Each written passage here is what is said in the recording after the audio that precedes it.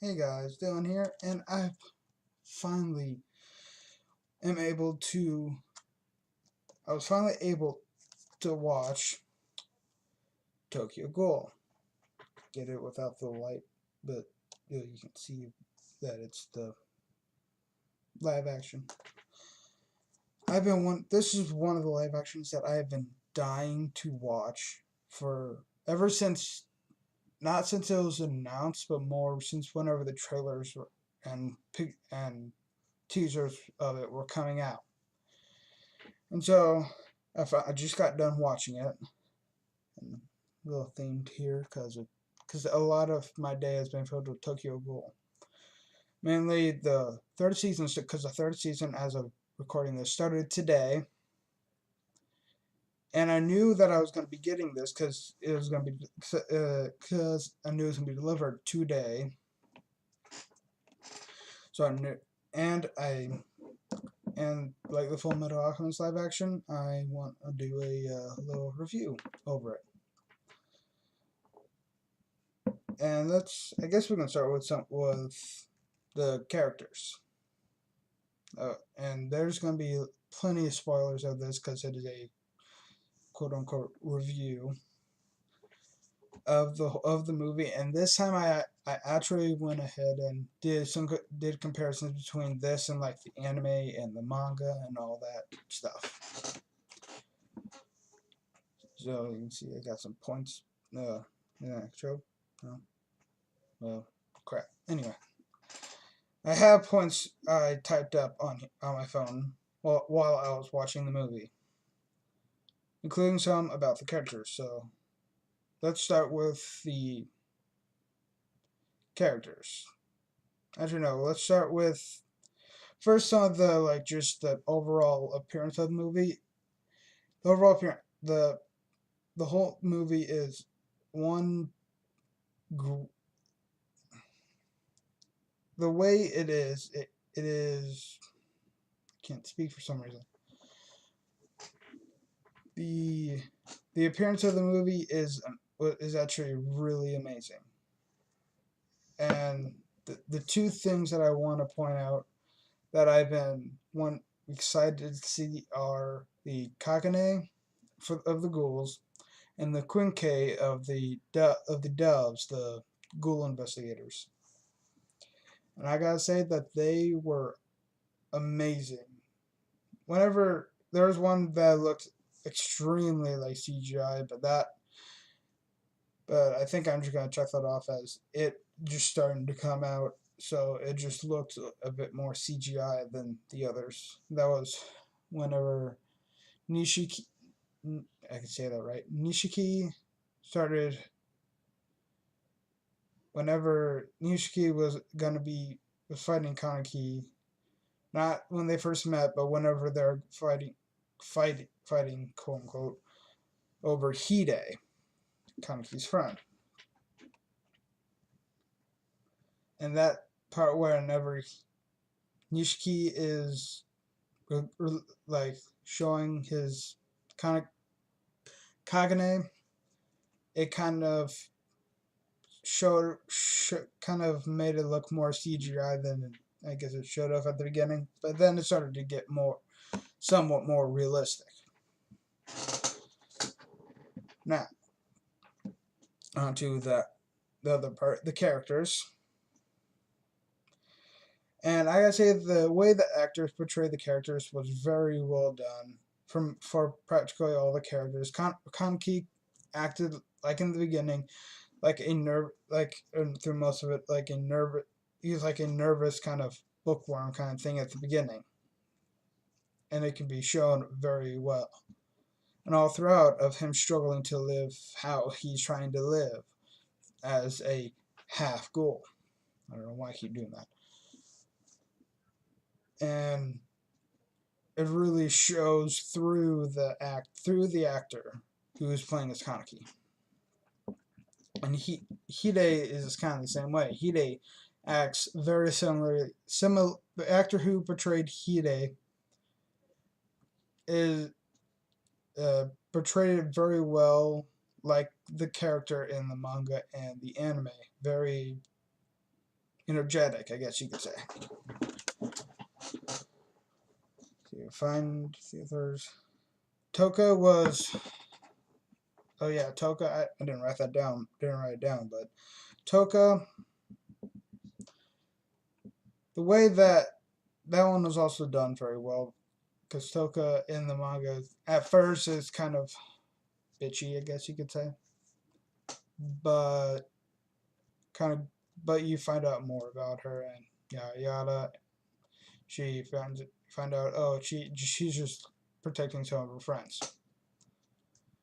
She just wants to protect her family, her friends, and all that. Let's see what other characters. Uta, the person who makes their mask. That was the personality for that was portrayed is very very well done, very similar to the anime. Mado,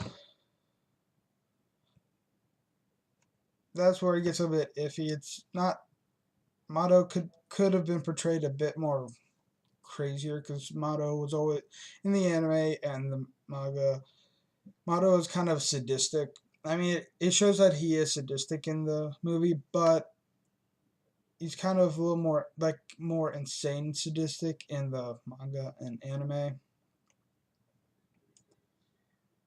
And like there's a lot of times where he's just like laughing crazy whenever he's fighting. So yeah, trying to think what else. That's all I can think of for now for the characters. But get into some of the stuff similar to the anime besides the characters, or maybe different. The place where Rize bites Kaneki, and I don't mean the place on Kaneki. I mean the place where they were. In the anime, it's kind of like an industrial kind of place, but in the movie, it kind of looks like a park, sort of.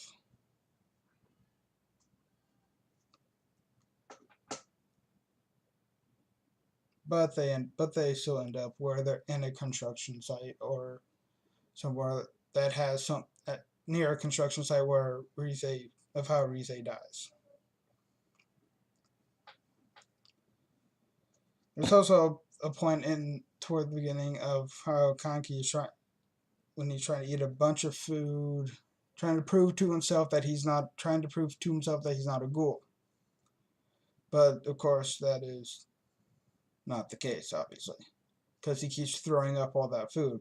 But it's also similar to like the anime and manga, where he also has a video playing in the background of an interview where a guy's talking about like the ghoul biology and how why they can't ingest food and such. Though there's a part in there that didn't make it, which was whenever he was supposed to have harmed himself with a knife and the knife breaks. That was not in the movie. In this movie.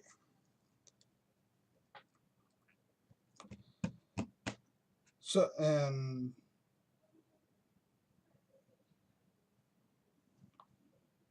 oh yeah, and whenever Nishiki attacks Hide in the anime and manga, it was in an alleyway where they weren't going to be seen.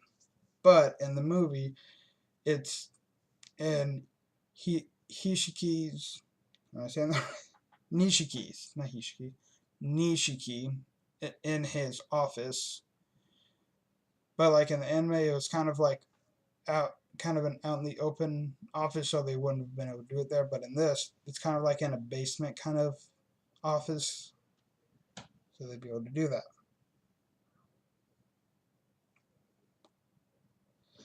There and the part that they did keep in the anime, keep from the anime and manga. They put that kept it in the movie is Toka trying her friend's food and like constantly trying to keep it down because she can't eat actual food, but she wants to be a good friend and try to keep it down.